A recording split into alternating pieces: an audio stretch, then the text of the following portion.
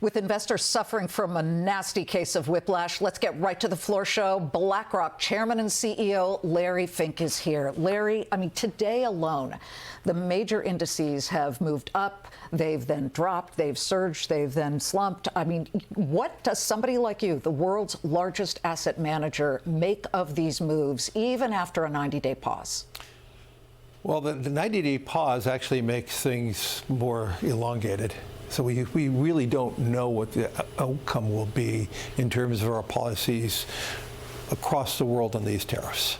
But for our investors who are mostly retirement, or investing for retirement, our job is to have conversations about helping them move beyond the ups and downs, the chaos, the fear. That's really hard to do, Larry. It's really hard to do, Liz, but if you are investing for a 10-year, 20-year, 40-year outcome, you actually, it really doesn't matter what's happening at the moment. And now, obviously, if the market falls another 10%, which is not an unlikely consequence, it may not.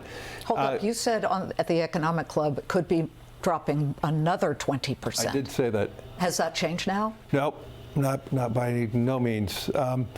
But I also said at the Economic Club, I'm actually quite constructive over the long run because the mega trends are not changed. The investing in AI and infrastructure, in data centers, these are all going to be mega trends that require huge investments and huge opportunities for our investors. But I want to just get back to this ups and downs and the chaos in the market.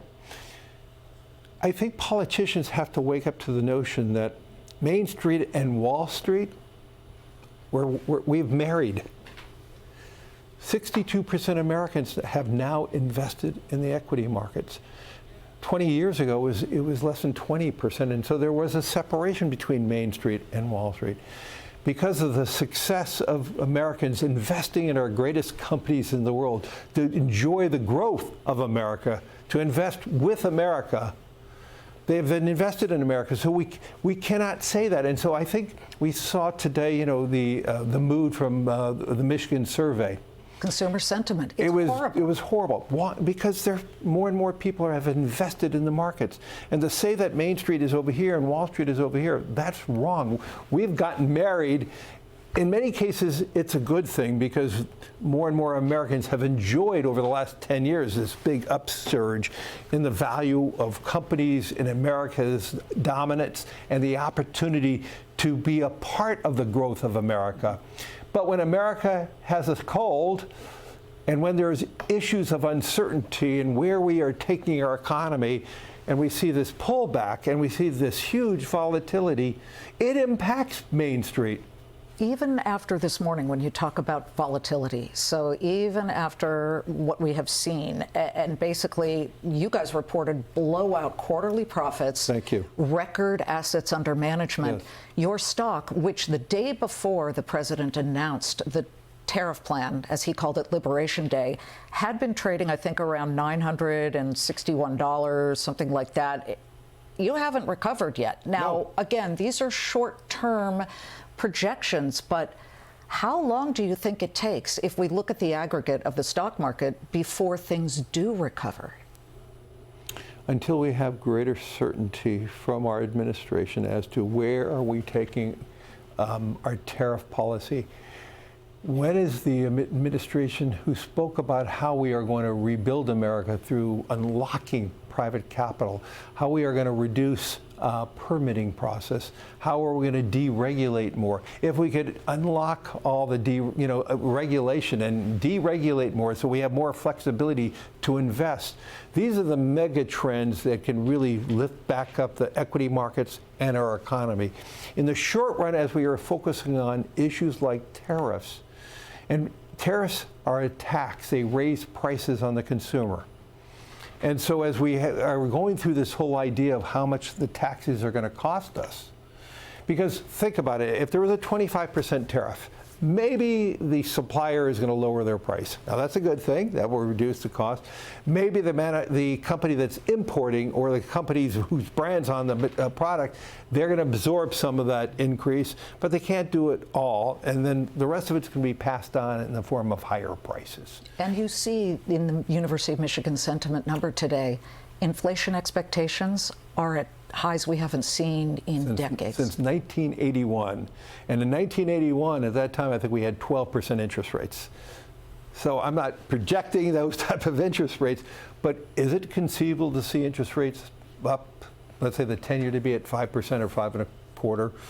Yes, easily. Was the bond market the biggest piece of the reaction that we've seen over the past couple of days? What worried you most? Just in the last 5 business days, the 10-year Treasury interest rates move up more than 60 basis points.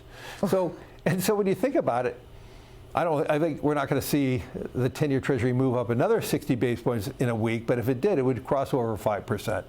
That's at a level now that would be really restrictive for our housing market. We would make housing affordability harder, and it would really make it much more difficult for Americans. Were you one of the voices trying to grab the ear of the president or people at the White House over the weekend when we started to begin to see mass selling of U.S. government debt? I talk to everybody. I'm continuing to talk to many people within our administration, with our at the Hill, talking to senators and congressmen. I've had what are you telling them? I'm telling them that I do believe in the short run that we're going to have rising inflation, and we have a potential of having a short-term recession. Is your base case stagflation? And I only ask that. It is? No. I said, no, yes, I'm confirming what you're saying. I believe there's a possibility that in the next quarter we could see modest stagflation. And that is why I'm urging the administration, let's focus on growth agendas now. Let's focus on these things that could lift this up, that we could re-inspire people to invest in the markets and re-inspire America. And so I am still optimistic in the long run, and yet I am pessimistic and worried in the short run as we try to resolve these issues. And these are big changes. These are changes that we have not seen since World War II. So we're talking 80-year changes in our behaviors. I said at the Economic Club, the United States was the country of stability in the world. We provided global stability. And in the short run, we're creating instability. That's a very difficult position. What does that mean? How are we going to navigate all this? What does it mean for the market? And until we have more certainty about how are we going to be navigating this, it's hard to have that optimism in the short run. Larry Fink says in the short run, in the near future, it remains hazy because the U.S. could be sharpening a new trade weapon to use against China.